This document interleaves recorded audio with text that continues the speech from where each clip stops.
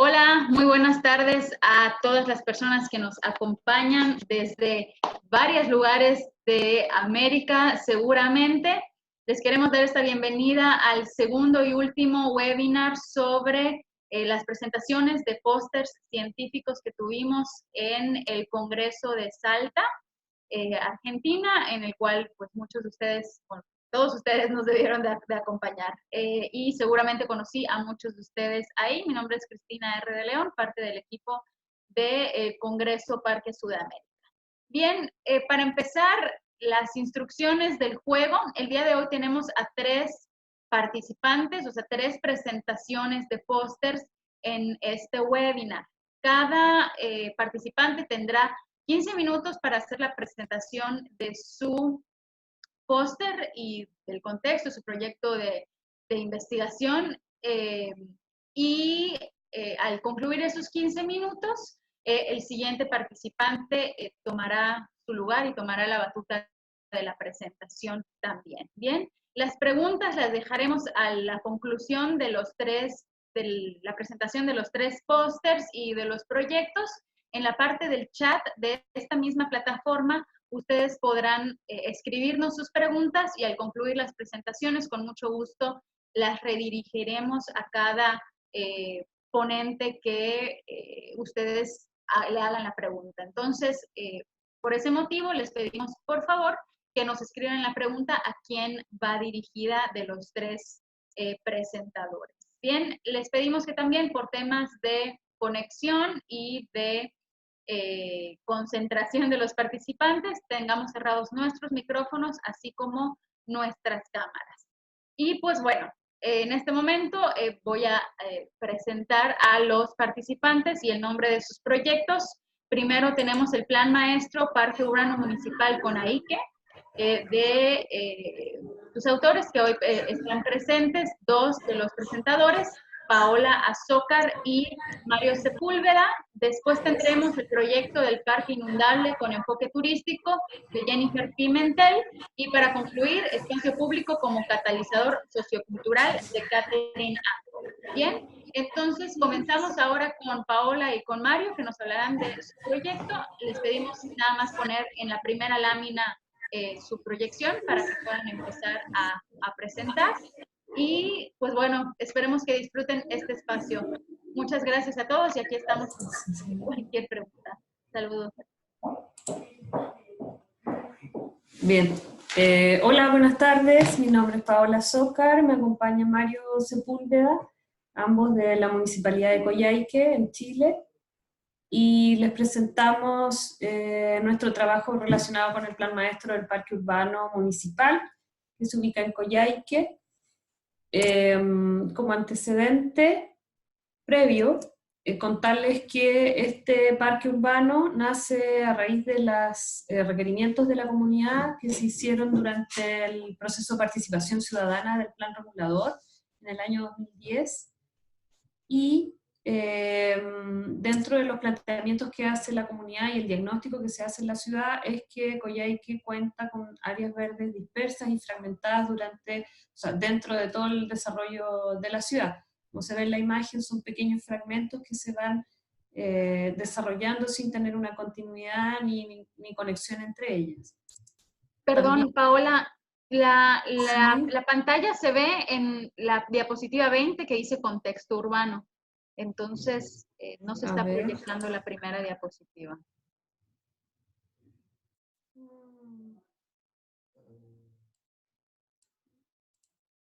Listo. ¿Ahí? Sí, y lo ponen en formato de presentación. Y ya para que esté en pantalla completa. Listo. Gracias. Ahí. Pero yo estoy viendo otra cosa, por eso no comprendo. Es que es el Power, me parece. Disculpen, tenemos unos problemas técnicos. ¿Quieren que haga yo la presentación? A ver, anda cambiando tú. Es que yo no tengo la visión de esa... de la presentación. Ese, ya ese está aquí minimizado. Ahora tenemos que ir al programa. Si pueden dejar de compartir, yo comparto mi pantalla. Ya.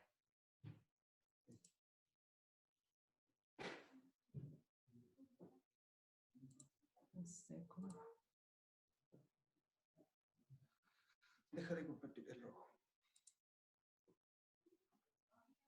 El video. Ahora. ¿Pueden ver mi pantalla? Sí. Perfecto. Entonces, listo. ¿Está bien esta presentación? Ahora no vaya avanzando. Sí, ahí sí. Muy bien, listo. Me dicen siguiente nada más y ya le doy siguiente. Ya. Siguiente. Lo que estaba contando era que dentro del diagnóstico que se hace en la ciudad de Coyhaique es esta imagen que ven, donde se muestran las áreas verdes dispersas y fragmentadas que hay dentro de toda la ciudad, y uno de los planteamientos fundamentales del parque es poder contar con un área verde que tenga relación con el entorno urbano. Siguiente. También, y como parte del diagnóstico que se hace a nivel ciudad, están los planteamientos de desarrollo urbano, que tiene que ver con responder con ciertos ejes de sustentabilidad urbana y ambiental, como es la relación de la calidad de vida y espacios públicos, donde como ciudad hemos estado en lugares muy bajos con respecto al índice de calidad de vida urbana, y también respecto al índice que tiene la OMS de 9 metros cuadrados por habitante, donde Coyhaique alcanza alrededor de los 3 metros cuadrados por habitante. Siguiente. Siguiente. Ahí está el dato. Dentro de los planteamientos... siguiente. Dentro de los planteamientos también que tienen que ver con sustentabilidad urbana y ambiental, está la desmedida extensión que han tenido las áreas residenciales, que han ido creciendo hacia el sector oriente de la ciudad y han ido creciendo sin una cantidad de equipamientos de espacios públicos de calidad. Esto se ve reflejado en la encuesta que se hace también en uno de los instrumentos de planificación que nosotros contamos, que es el Plan de Desarrollo Comunal, donde la ciudadanía se expresa con un casi 50% de que sus espacios públicos no son ni muy buenos ni de calidad. Por lo tanto, este proyecto del Parque Urbano Emblemático se incorpora dentro de la cartera de proyectos del Pladeco para trabajarlo como uno de los ejes fundamentales del instrumento. Siguiente. ¿Cuáles son los conceptos iniciales de este parque? Siguiente. Se trabaja con 4 grandes ideas fuerzas que tienen que ver con poder generar un parque que sea recreacional y masivo, que exista un lugar dentro de la ciudad que albergue este tipo de actividades que son masivas, que son de prácticas de deporte al aire libre, del desarrollo de ferias y fiestas que se hacen en las fiestas patrias o en el aniversario también de Coyhaique. Eso es patrias. Por lo tanto, tener un área que sea distintiva en este sentido y que sea un área verde de esparcimiento. La siguiente. El otro eje fundamental que nos marca como un tipo de parque a configurar es que sea también un parque histórico.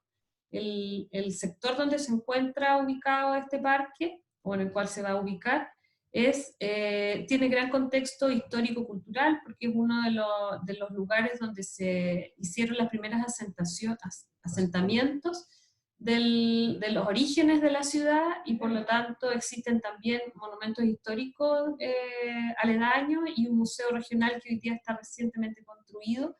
Por lo tanto hay una vinculación con el contexto histórico-cultural bastante interesante que se debiera respetar. La siguiente. Otro de los ejes que queremos trabajar, incluido dentro del programa arquitectónico del parque, es que se convierta en un parque jardín y albergue parte del vivero municipal que hoy día tenemos como municipio, donde la idea es poder generar áreas de renovación y abastecimiento para los diferentes parques, los diferentes áreas verdes que existen en la ciudad y las que vienen a futuro. Que sea un centro de abastecimiento para este tipo de espacios y que además pueda albergar dentro de su sector un área de capacitación y de acción social en torno a la educación ambiental y el cuidado y el cultivo de las especies en los espacios públicos.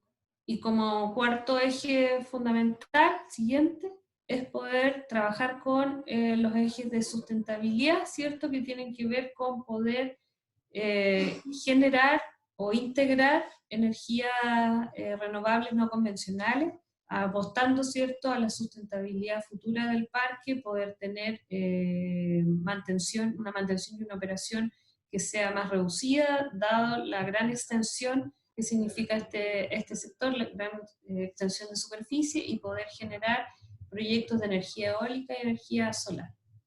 Siguiente. Esto como parte con una importante gestión de terrenos a nivel urbano. Siguiente. Donde gran parte del sector oriente de nuestra ciudad, que es Coyhaique, aún tiene terrenos fiscales que son de propiedad del Fisco de Chile y que son fácilmente o de mayor facilidad poder obtenerlos. Aquí se grafican 4 polígonos, dentro de los cuales está el lote B, que es el indicado, donde se desarrollará el parque urbano, y donde se hacen gestiones con bienes nacionales, que es quien administra los bienes fiscales, para poder obtener una concesión para el futuro parque. La siguiente. Dentro del contexto del sector, bueno, en la imagen anterior veíamos, ¿cierto?, la ubicación o la referencia entre la plaza de armas y el sector de extensión urbana, que es Coyhaique, el sector oriente, y el parque se genera con 3 grandes lotes, que son parte del gran lote B, y que en su totalidad suman alrededor de 39 hectáreas. Dentro de este sector se encuentra una quebrada y un sector de bosques que nosotros obviamente queremos mantener y poder desarrollar en conjunto con ello el programa arquitectónico que estamos proponiendo. La siguiente. Ahí se desarrolla, digamos, como el detalle del sector que nos entregaron finalmente como en concesión. Siguiente. El lugar, siguiente. Tenemos ahí fotografías del sector. Esto contempla un sector de borde, donde están hoy día los puntos rojos, donde están las fotografías tomadas. Esto se compone por el lado poniente del sector, el Campos de Hielo, que es la última calle configurada hoy día en el entorno urbano, y todo lo que sigue hacia el oriente es parte de la extensión urbana, que hoy día no está desarrollada. Siguiente. Dentro del lugar tenemos un curso de agua, que es la quebrada El Carbón, donde existe un salto también de agua, que es de gran relevancia para desarrollar un atractivo turístico en el sector, y donde también se vincula, como decía con los originarios, donde se encuentra la primera agua para abastecer la ciudad, que ya está en desuso. La siguiente.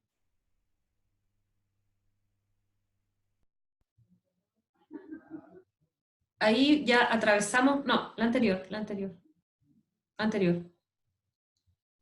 Ahí.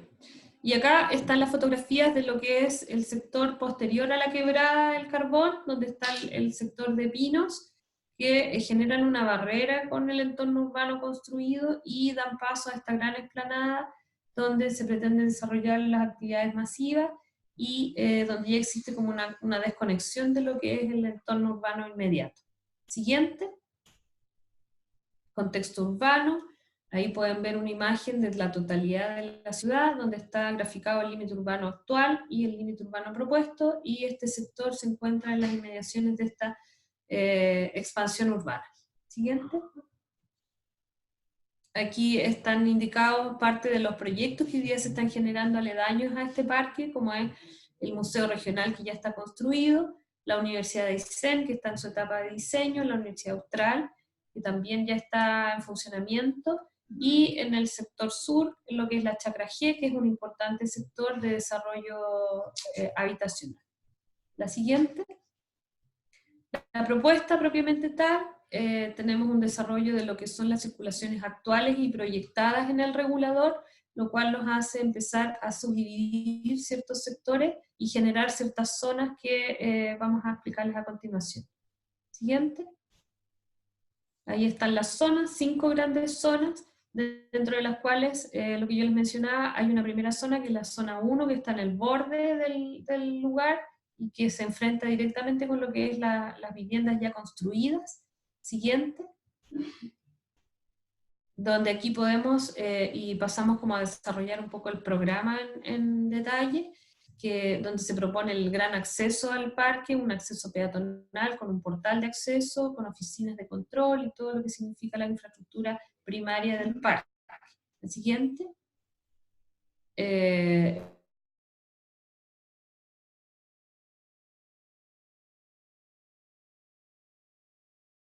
Encuentro también la propiedad general, que también es un importante servicio público que es Carabineros, que va a otorgar la primera comisaría de la ciudad de Coyhaique, una renovación de la comisaría, y permite dar el puntapié a aquellos proyectos de gran equipamiento que permiten darle vida también al parque, no tan solo con las actividades de esparcimiento. Luego está el sector de deporte aledaño a este lugar, donde se genera un circuito deportivo y se generan canchas de skatepark, de patinaje, multicancha. La siguiente. Como complemento a esta primera zona, está también un sector de comercio donde se propone un pueblito artesanal con locales y programas asociados a lo que es el comercio artesanal. La siguiente.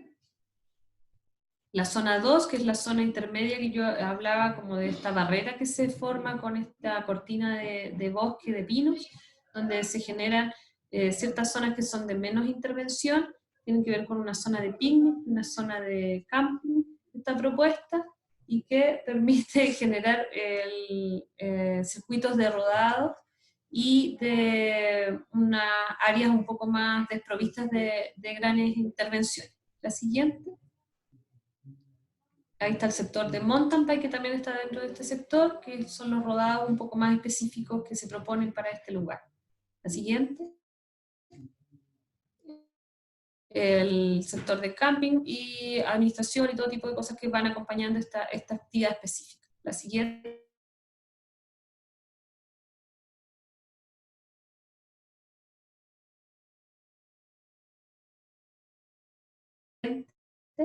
Granada, que está quebrada, donde se propone la intervención de lo que es los futuros eventos masivos como ferias de exposiciones que se hacen cada cierto tiempo en Coyhaique. La siguiente. En el siguiente sector, en la misma zona 3, que es parte del corazón, que le llamamos nosotros del corazón del parque, se encuentra la configuración de una plaza dura que permita desarrollar un sector un poco más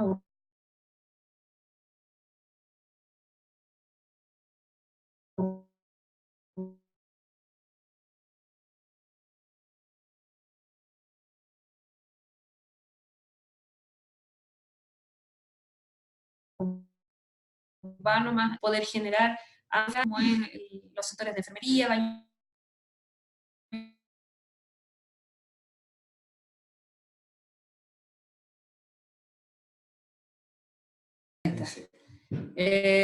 Configurando el borde de la zona 3 está el sector medioambiental, donde se propone un centro de educación ambiental que permita también configurar y complementar los usos del parque propiamente tal, el sector de un bosque nativo que se pueda generar en este sector con intervenciones paisajísticas que permitan renovar de alguna forma los ecosistemas que están en este lugar. La siguiente. Y la cuarta zona es una zona de borde donde se pretende configurar el vivero municipal que permita aportar con especies y con un desarrollo de la educación ambiental con el centro que mencionábamos anteriormente, un complemento de estos usos, y poder también tener todo lo que es la zona de operaciones del parque propiamente tal, como son las instalaciones eléctricas, el sistema alcantarillado, bodegas, y todo lo que tiene que ver con la operación propiamente tal del parque. La siguiente. Y una quinta zona, que es una zona de reserva, por eso está como una zona azul, donde queremos tener un lugar para el equipamiento deportivo, poder vincularlo también con un proyecto hoy día que está en planteamiento inicial, que es un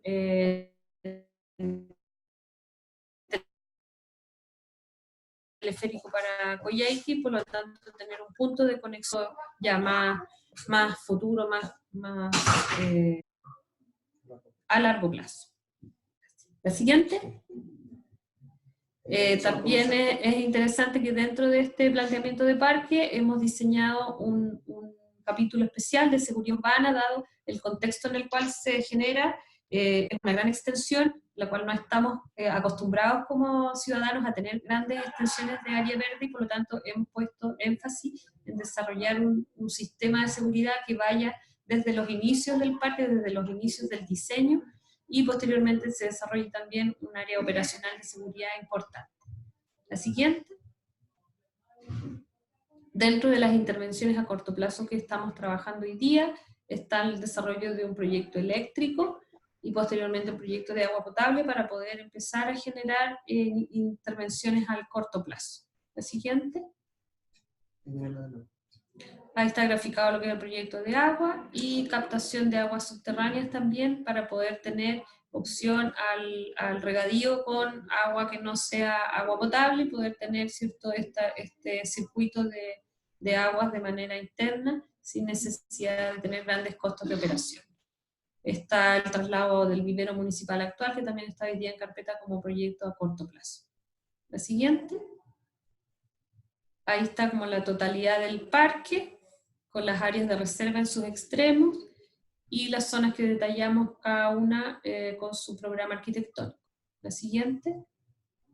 Ahí está el resumen de lo que es las reservas de equipamiento, que son alrededor de un 13% de la superficie total, el programa arquitectónico que se desarrolla dentro de casi un 40% de la superficie, son cerca de 15 hectáreas, y las obras de paisajismo asociado, que tienen que ver con aquellas obras que no requieren de mayor intervención, sino más bien respetar lo que existe, generar senderos intermedios que alcanzan alrededor del 48% de la superficie total.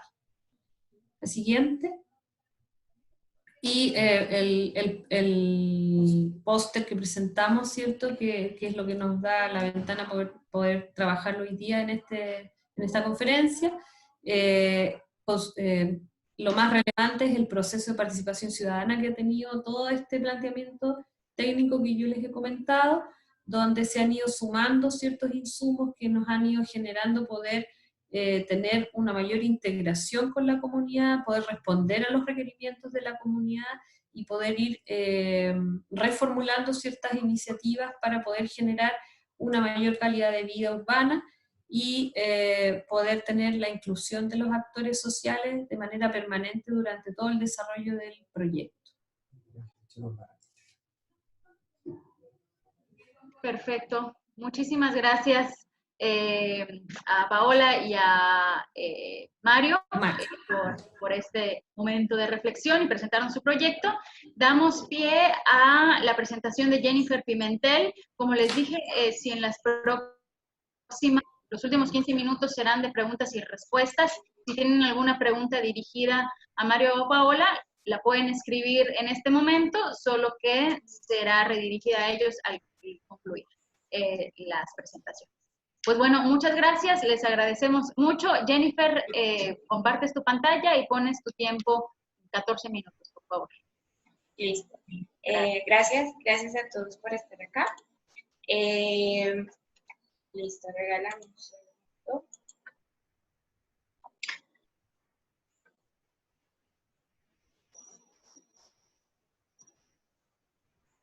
Bueno, el proyecto Parque Inundable con enfoque turístico realmente es una estrategia para la mitigación de riesgo de inundación. El caso que voy a contemplar ahora es en el sector 3 del municipio de Florencia, Caquetá. Primero quiero comentarles que vengo de un país al cual el calentamiento global le ha producido varias inundaciones. El calentamiento económico le ha generado algunas crisis y el calentamiento social, al cual muy pocas veces se le presta atención, lo ha generado a la sociedad tanto desigualdad como vulnerabilidad. Ser arquitecta me ha permitido entender la importancia de la sociedad y cómo pensar en la comunidad para diseñar para ellos. A partir de esto, vengo a contextualizar un poco sobre Caquetá, que es el departamento en el que estoy trabajando, tierra con sabor a arazá, maraco, copoazú, en la cual tiene una belleza magnífica con respecto al tema de biodiversidad, ya que está ubicada en la región amazónica. Tiene unos paisajes para contemplar maravillosos. Además de esto, tiene un gran potencial ecoturístico que está en proceso de desarrollo. El municipio de Florencia es considerado puerta de oro de la Amazonía colombiana. Esto, por supuesto, nos lleva a clasificarlo dentro de la economía. Su segundo fuerte, después de la ganadería, es el turismo. Y el turismo, el etnoturismo, que es el turismo que se realiza a las comunidades indígenas, ya que en Caquetá tenemos a 7 resguardos indígenas diferentes, y en el municipio de Florencia también tenemos algunos de estos. Además de esto, también hay un potencial magnífico en el tema del ecoturismo y, por supuesto, en el tema de los maravillosos paisajes que se manejan como este, que es una cascada que queda hacia las afueras de Florencia, que es un mirador, es magnífico, la experiencia es maravillosa y así como los paisajes hay muchos más para ofrecer en tema internacional. Lamentablemente, dentro del conflicto armado que se vivió durante varios años en el país, Caquetá y Florencia no fueron la excepción. Ellos también fueron bastante damnificados por este proceso que en este momento se encuentra en post-conflicto, en un proceso de socialización, de reacuerdos, de adelantos, y estamos volviendo a pensar las ciudades, cuáles son las verdaderas prioridades que hay en este momento y hacia dónde le queremos apuntar al municipio de Florencia de aquí a 35 años. Recordemos que según datos del Departamento Nacional de Planeación, de aquí a 35 años, el municipio de Florencia tendrá 150.000 personas más de las que tiene ahora. En este momento tiene 180.000 personas. Y muchos de estas actividades y estos conflictos han generado brechas enormes en el municipio y sobre todo en comparación con otras regiones. Por supuesto, la violencia, la marginalidad, la exclusión, la pérdida del patrimonio natural se refleja en el tema de la población y en el casco urbano. Tenemos un nivel de tala de bosques bastante alarmante, teniendo en cuenta que nosotros somos territorio amazónico y tenemos, por supuesto, la prioridad de conservar esta biodiversidad. Debido a todos estos procesos del conflicto, se generaron muchos desplazamientos desde la parte sur del departamento hacia la capital, que es Florencia Caquetá, y esto ocasionó varios asentamientos informales, donde en datos del PNUD, 2 de cada 10 habitantes de Florencia viven en asentamientos informales y de estos el 15% están en condiciones en zona de alto riesgo. Entonces, para nosotros, dentro del análisis y la contextualización que hicimos de la región, fue bastante alarmante darnos cuenta de estas cifras y quisimos generar un proyecto desde la academia, por supuesto.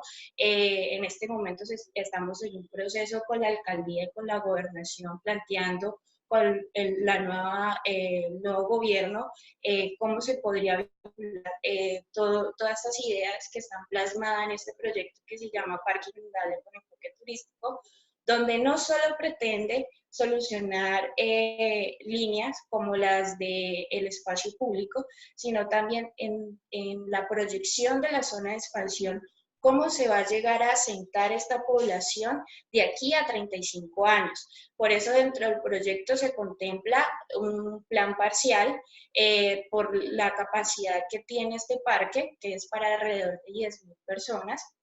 Y gracias a los testimonios, conversaciones y entrevistas que hemos tenido con personas de esas comunidades, como el señor Osvaldo Zafirecudo, que es la persona que se encuentra en la fotografía en la parte derecha.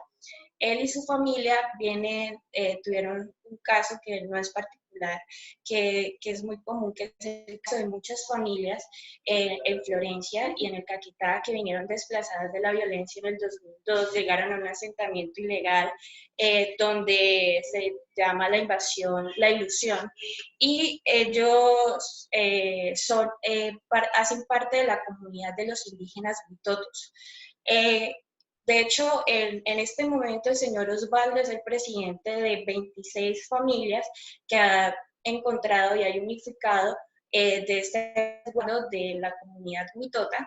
Él manifiesta que dentro de este grupo que se ha logrado organizar dentro del municipio de Florencia hay 8 planes distintos, pero que hay algo particular en lo que siempre concierne, que es que desde que hicieron este trayecto y se asentaron dentro del municipio, han generado una pérdida cultural enorme, donde el tema de las danzas, la comida, incluso la lengua materna Huitoto se ha perdido. Y dentro de esto ellos solicitan, digamos, al Estado como ese apoyo para resguardar su cultura, y de hecho dan una solución bastante llamativa, que es el tema de generar un kiosco nativo de los Huitotos donde ellos puedan generar y practicar su cultura, y que en ciertos momentos ellos puedan compartir esa cultura con nosotros como habitantes del municipio, o incluso con turistas. De esta manera no solo tendrían ese resguardo de la cultura huitota, sino también manejarían el tema del sustento económico para no vivir en zonas de alto riesgo ni en zonas de invasiones. Siguiendo con el tema, así como el señor Osvaldo, hay muchas familias, no solo en comunidades indígenas, sino también campesinos, incluso de los mismos cascos urbanos de los municipios que quedan al sur del Caquetá, que vinieron en esa violencia que hubo en estos años, y se asentaron de tal manera que no tenían, la alcaldía ni la gobernación tenía un control preciso sobre quiénes eran los que llegaban a esta zona. Entonces se fueron generando asentamientos de tal manera que incluso algunos quedaron encima del río o encima de los humedales, o tan cerca o tan próximos al río, incluso a menos de 5 metros de distancia, como lo vemos en la fotografía, que era un tema alarmante, porque ellos mismos se estaban colocando en riesgo sobre todo cuando vienen las crecientes de inundación. Tengamos en cuenta que en Florencia, Caquetá, al estar en la selva amazónica, esta maneja un clima tropical húmedo, es un clima selvático que pues ocasiona que los índices de lluvia sean muy altos y que lleguen incluso hasta 2,5 metros de altura el nivel de los ríos, al que está normalmente en verano, llega y sube en invierno hasta 2 metros o 2,5 metros. Entonces es un tema alarmante, incluso nomás con cifras del DNP, del Departamento Nacional de Planeación del 2017, solamente 11 barrios que están designados en el municipio de Florencia se inundaron en las épocas de invierno del 2017. No tengo las cifras del 2018, pero están más o menos próximas a ser las mismas. Entonces, ya hemos tenido incluso muertes debido a este fenómeno natural. De De esta manera se hace necesario determinar una apuesta para el desarrollo sostenible de la ciudad, que es a lo que se le está apuntando en este momento al departamento y al municipio, y de esta manera nos permita conservar el patrimonio ambiental, cultural y el fortalecimiento del capital humano y social. Todos estos fenómenos que son tan complejos, como el tema del desplazamiento, asentamientos informales y el tema de inundaciones en barrios ya consolidados del municipio, nos pusieron como hacernos muchas preguntas y muchos cuestionamientos sobre cómo debíamos abordarlo y cuál era el primer paso que íbamos a dar para poder ir construyendo una mejor calidad de vida para la población, que al final esa sería la meta. Entonces nos dimos cuenta que a veces por el transcurso del tiempo desaprendemos un poco y escuchando comunidades indígenas, en muchas ocasiones ellos ya tienen cierta experiencia sobre estos eventos naturales. Encontramos que en la región del Caribe, los indígenas zenúes, en Colombia también, en la época prehispánica, antes de que llegara la conquista, ellos manejaban unos sistemas de canales y de riegos para su cultivo, donde evitaban que cuando hubiera época de crecientes llegaran hasta las viviendas, sino que lo aprovechaban para el tema del riego de sus cultivos. Entonces ahí nos generó como una primicia. ¿Cómo llegamos a realizar un proyecto donde dejemos de ver un problema, las inundaciones, y lo miremos como un beneficio? De ahí llegó el Parque Inundable turístico. Entonces, pensamos, generamos un nudo axial donde genere canales que llegan desde el río, se conectan a un lago. En este lago se detiene la fuerza del agua, sobre todo en épocas de inundaciones, y vuelve y se realimenta el río en la parte más segura para las poblaciones que están aledañas a este río. Y realmente esto lo que haría es que en épocas de inundación fuera un plus en el tema de que ya estaría un poco más controlada por medio de un sistema natural y lo podríamos aprovechar para el tema ecoturístico, donde los turistas o incluso los locales pudieran realizar ciertas actividades que estén enfocadas al turismo y que sean de goce y disfrute para la sociedad. Aquí empezamos a recopilar estos datos, sobre todo datos de viviendas que realmente se tenían que retirar, que son 459 construcciones, que realmente sería muy complejo el tema de evitar que llegue el agua hasta estas zonas debido a la proximidad, como se ve en la fotografía de arriba, donde incluso la ronda de protección del río se ha infringido. Se supone que en Florencia hay 30 metros para la protección del río, los cuales no se respetaron en este caso. Entonces hay viviendas donde realmente sí toca levantarlas, hay otras donde sí se puede generar esa protección y la idea es generar un vínculo entre la ciudadanía, entre la sociedad, entre la población y el medio ambiente, la naturaleza.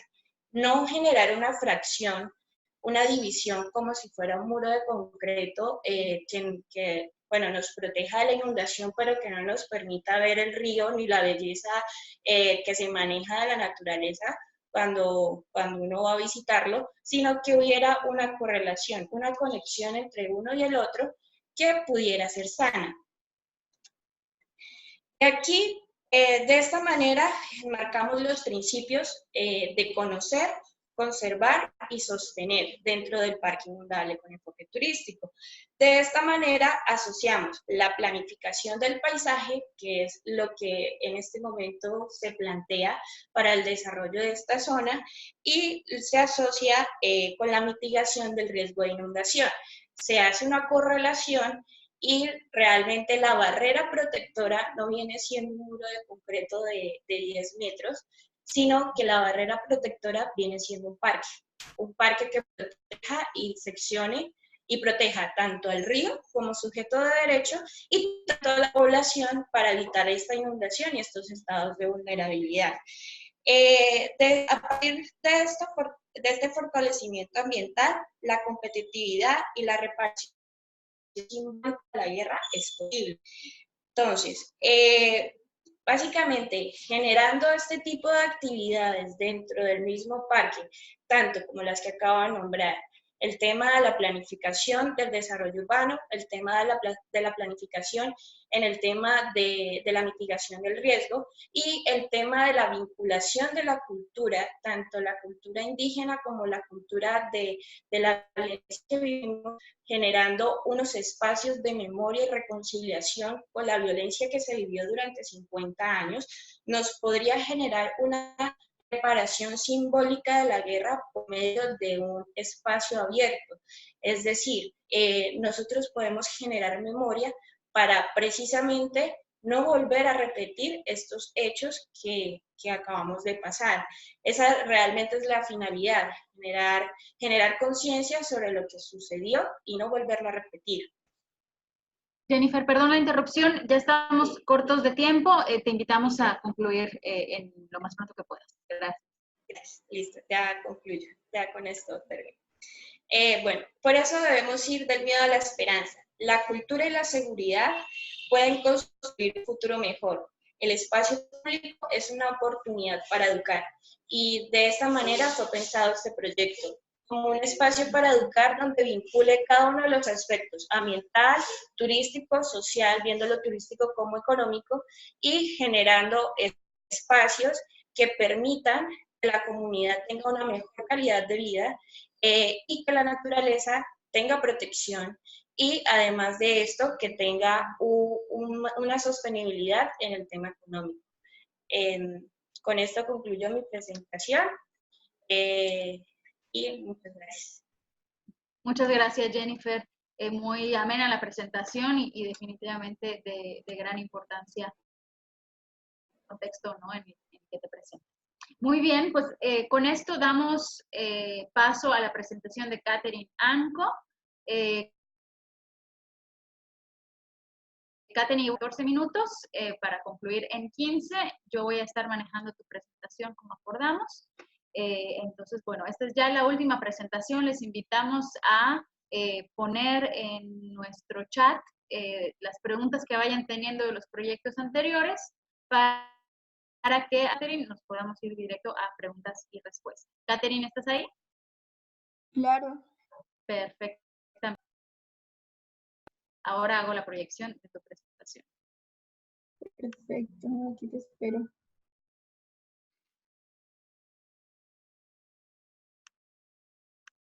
Perfecto. ¿Puedes ver mi pantalla? Listo. Buenas tardes a todos los que me están escuchando. Soy la arquitecta Caterina Anco Encinas desde Arequipa, Perú. Y bueno, les voy a explicar el proyecto de investigación que se titula Espacio Público como catalizador sociocultural. Este proyecto ha sido financiado por el gobierno de Perú, por Concitec, que es una empresa dedicada a la investigación científica. Siguiente. El proyecto tenía la consigna de cambiar o de estudiar cómo hacer para que Arequipa, una ciudad vulnerable en Perú que tiene un volcán activo, que tiene un río y muchas torrenteras, entonces es latente el problema de las inundaciones, en el caso de las lluvias, y es una ciudad muy seca, que es casi como un desierto, es una ciudad valle y bueno, tenemos el problema del agua y a su vez el problema de las inundaciones en época de lluvias. Entonces, ¿cómo hacer para que Arequipa pudiera cambiar en el sentido ecológico y responder al cambio climático? Aparte de eso, también teníamos el problema de que la ciudad había crecido sin planificación y eso había generado un desequilibrio territorial.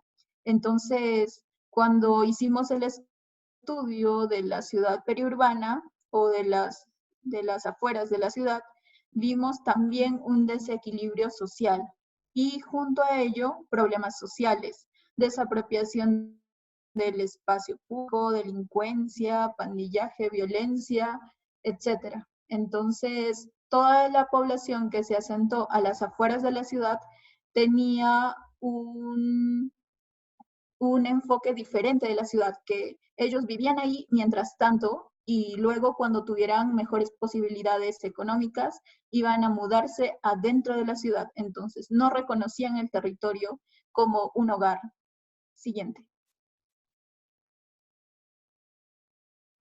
Entonces, a las afueras de la ciudad había múltiples, el gobierno, por las autoridades locales, hacer más habitable el espacio.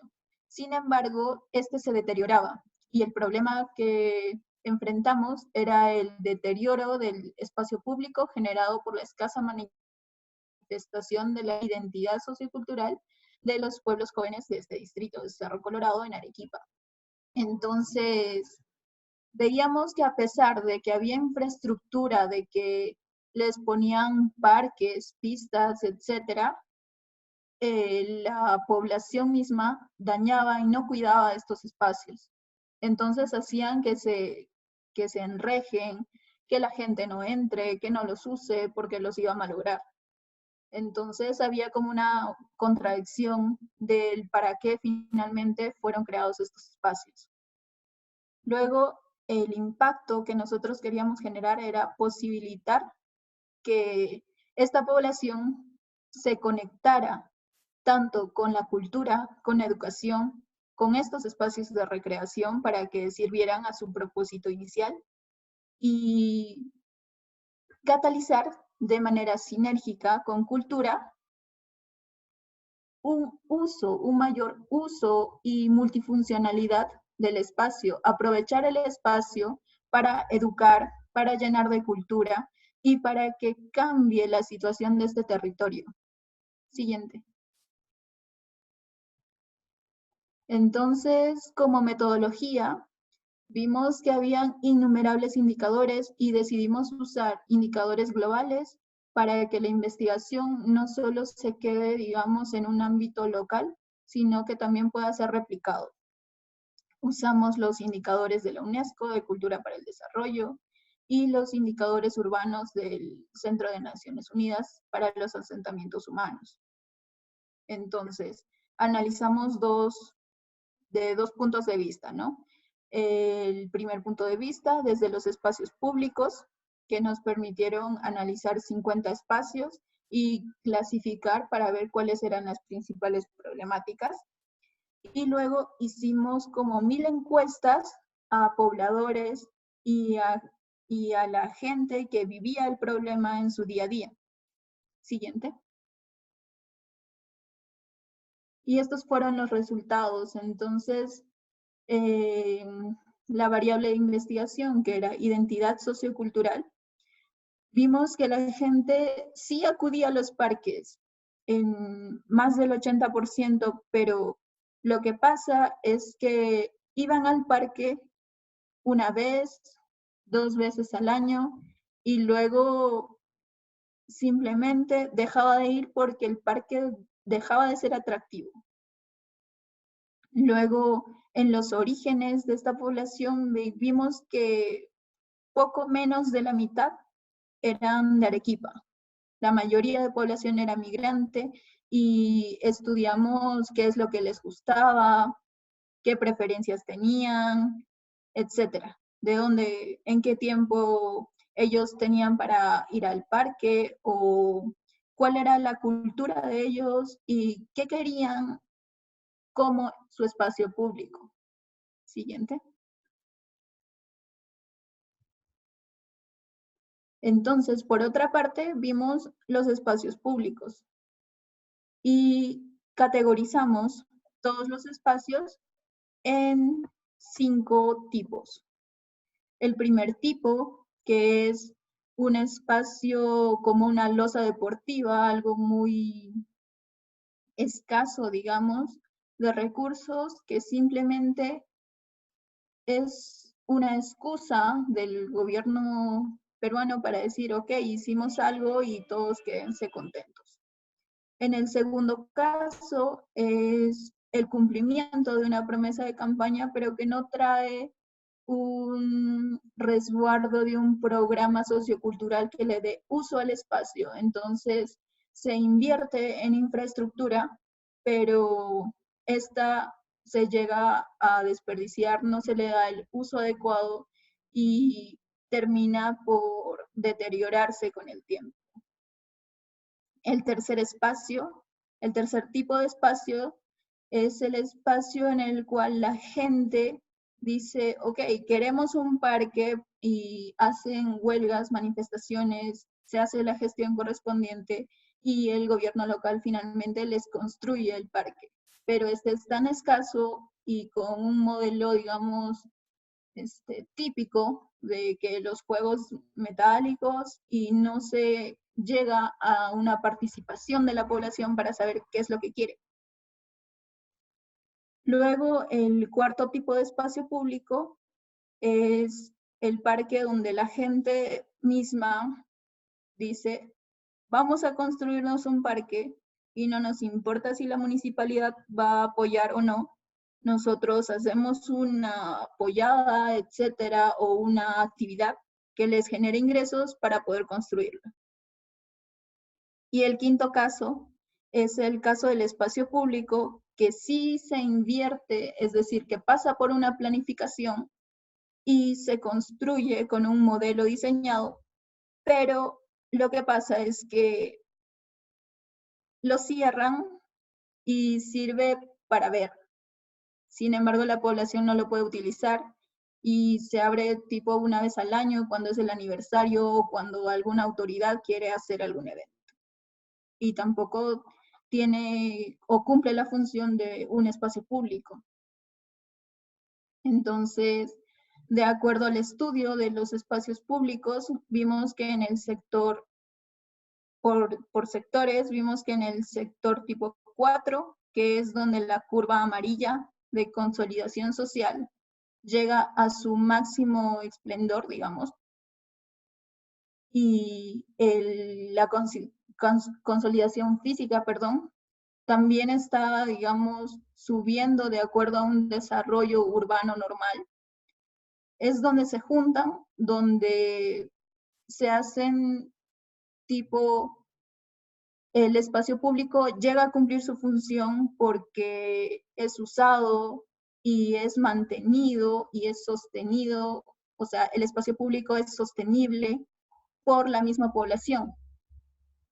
Entonces, viendo esto, dijimos, vamos a cambiar desde el tipo 3 para que llegue a ser tipo 4 y no cambie a un tipo 5, que sea un espacio para ver y no para usar. Entonces, lo que hicimos fue buscar cuáles eran estos sectores con capacidad estructurante para poder cambiar la realidad de estos pueblos jóvenes. Siguiente.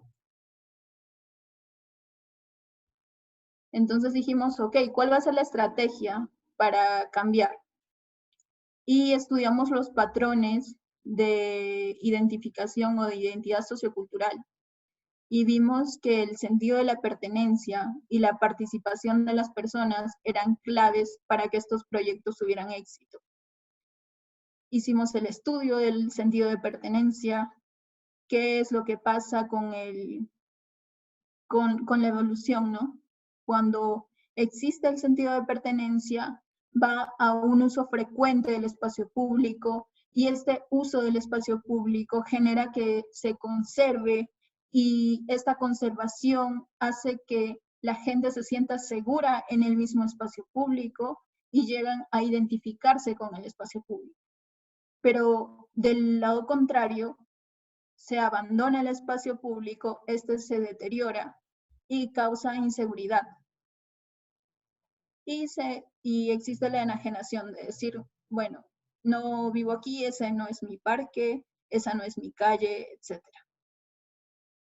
Por otro lado, vimos que la participación era algo muy importante, porque después de la afluencia al parque, es decir, voy porque me gusta, porque me relaja, etc. Estaba la permanencia en el parque y eso generaba las relaciones interpersonales. Y eso genera tolerancia, es decir, que haya confianza entre las personas que habitan en un mismo territorio, digamos. Luego, esta confianza genera que se expresen y que interactúen la expresión de la identidad individual y que se forme una identidad colectiva y que ellos puedan organizarse y decir qué queremos, hay que mejorar, etc. Siguiente.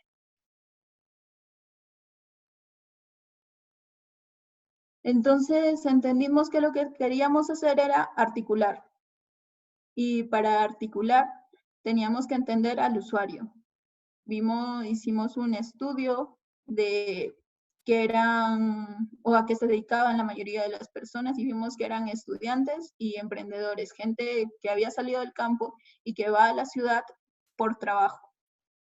Estudiamos sus prácticas tradicionales, sus intereses, expectativas y necesitábamos entender que para hacer estos proyectos teníamos que saber cuáles eran los requerimientos de estas personas, sus preferencias, intereses culturales, para lograr así un desarrollo sociocultural. Entonces, ubicamos el parque biblioteca, que es un eje de una torre entera, un espacio inundable y con alta vulnerabilidad. Siguiente. Entonces nos abocamos a hacer el proyecto y con ayuda de la misma gente que nos decía cuáles eran los problemas del lugar, qué es lo que querían, con talleres participativos, logramos sacar junto con ellos los programas socioculturales. Entonces se formaron 6 programas socioculturales y a su vez hicimos como una especie de reflexión en los patrones de revaloración, que era la parte en que ellos se comprometían a concretar del proyecto, que era la afluencia, el reconocimiento del otro, la permanencia y convivencia en el espacio para lograr una socialización, la interrelación personal, la inclusión de las personas, luego la tolerancia, la posibilidad de interculturalidad y así la expresión y formación de la identidad colectiva de estos sectores. Entonces, con los patrones de revaloración, con los programas socioculturales, se llegaba a hacer conjuntamente con la población un espacio público que sea activo. Entonces, ahí en la diapositiva les muestro 3 imágenes del proyecto final. Siguiente. Y esto, no sé si Victoria ha logrado descargar el video que mandé del proyecto para que puedan ver algo del proyecto.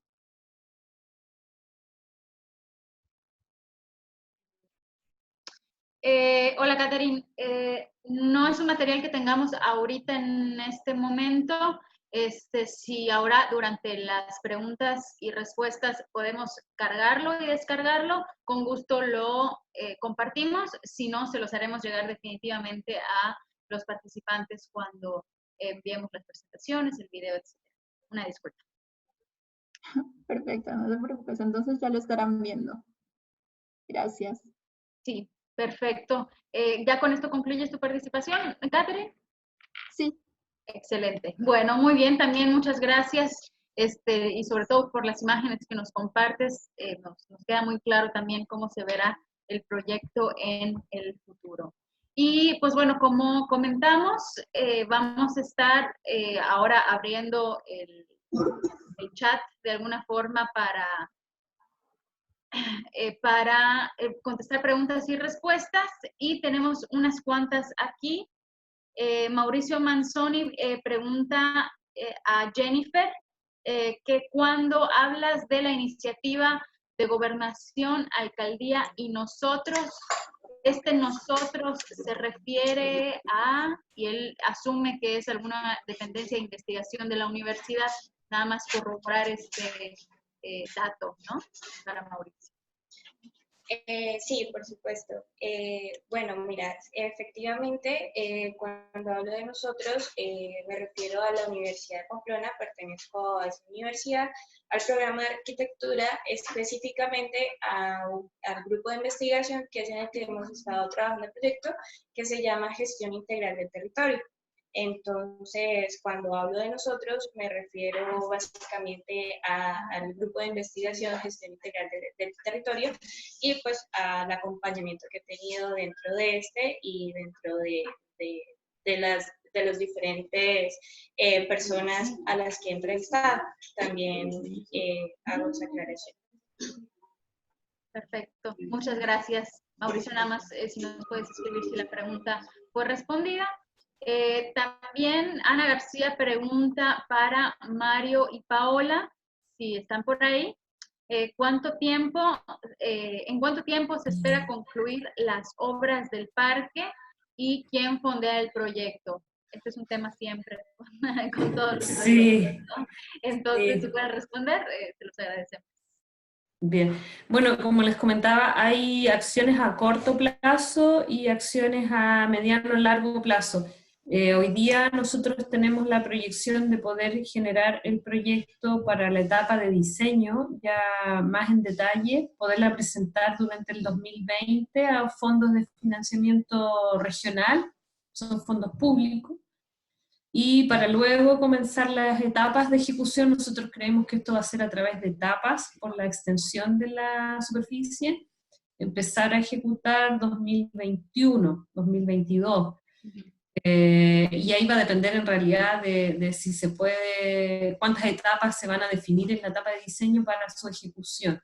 Pero en el corto plazo nosotros lo que esperamos es dotar de los insumos básicos, que es agua potable y electricidad, el proyecto eléctrico, para poder generar actividades esporádicas al menos durante la primera etapa, que sería 2020-2021. Perfecto. Eso con recursos municipales hasta ahora. Perfecto. Muy bien. Perfecto, gracias. Nos responde. Después, gracias, Paola y Mario, perdón. Beatriz Delgado pregunta justo para Catherine, que si el estudio de articulación, cuánto tiempo llevó y cómo recabó la información de las personas. Jennifer, perdón, Catherine, si nos puedes responder esta pregunta que nos están haciendo, te lo agradecemos. Claro, el proyecto llevó un tiempo de más o menos 2 años de investigación con financiamiento estatal, y para la información de las personas tuvimos que recurrir a las encuestas y entrevistas, tanto de la población como de entidades gubernamentales. Gracias. Perfecto, gracias, Catherine. Igual esperamos de Beatriz, si nos responde si la pregunta ha sido respondida. Mauricio Manzoni vuelve a preguntarle a Jennifer, nos dice que sí respondiste la pregunta y que gracias. ¿Y en qué etapa está el proyecto? Y si justo como el proyecto de Mario Paola tiene algún plan operativo de implementación a corto, mediano o largo plazo, en el tema de la seguridad Bueno, precisamente el proyecto en esta fase está, digamos, en el proceso de diagnóstico y de planteamiento, el proceso de diseño. Es netamente académico por el momento, lo estamos trabajando desde el grupo de investigación, aún no tiene esta fase de implementación a corto y mediano y largo plazo desde la alcaldía o desde la gobernación. Digamos que aún no tenemos ese calendario, cronograma donde vamos a decir el proyecto va a estar construido a tal fecha. Por el momento estamos haciéndole esa propuesta al municipio y haciéndole esa propuesta al departamento. Perfecto. También los proyectos tienen que participar. Perdón, los proyectos y las presentaciones se toman su tiempo, ¿no? En la presentación anterior le comentábamos justo a Mauricio que si los proyectos de parques se cuecen a fuego lento, ¿no? Y en todos los casos llevan 6 años, no solo procedimientos, sino ya la construcción sobre todo, ¿no? Sí, por supuesto. Perfecto. Si alguien tiene preguntas, es ahora el momento.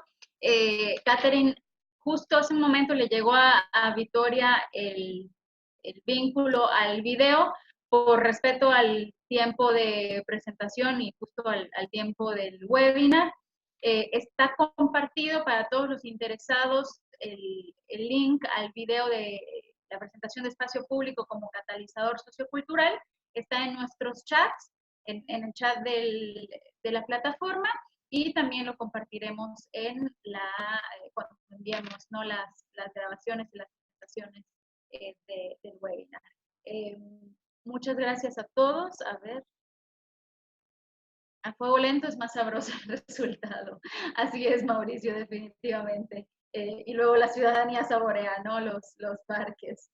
Bueno, pues muchas gracias a todos. Les agradecemos muchísimo su presencia, su participación activa, haciendo preguntas y pues bueno, interesándose en todas las actividades que realizamos desde y posterior al Congreso. Definitivamente estaremos en contacto para seguir estos medios de comunicación y capacitación, porque no se acaba en el Congreso, y esperamos verlos de nuevo muy pronto por estos medios o en persona si tenemos la oportunidad. Para contactar a cualquiera de los presentadores, nos pueden escribir a nosotros directamente y con gusto los redirigimos si hay alguna pregunta adicional. Pues muchas gracias a todos, buena mitad de semana y que disfruten mucho la tarde. Saludos.